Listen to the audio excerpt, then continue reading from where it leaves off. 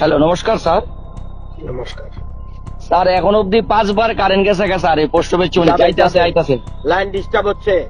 আমি জোর করে লাইন কারেন্ট দিতে পারতাম না। জোর করে লাইন কারেন্ট দেওয়া যাবে না। ওয়েট করুন, কাজ করছে। স্যার কতক্ষণে আইবো স্যার? না, গ্যারান্টি দেওয়া যাবে না। কি বলছেন এসব কথা?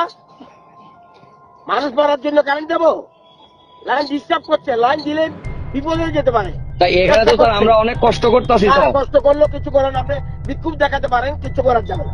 আচ্ছা ঠিক আছে স্যার, লাইন ঠিক না করে কিছু করা যাবে না। আচ্ছা ঠিক আছে স্যার, ঠিক আছে। এই বছর হয়েছে আড্ডা দিচ্ছে, পাওয়ার ডিপার্টমেন্টের লোক আড্ডা দিচ্ছে।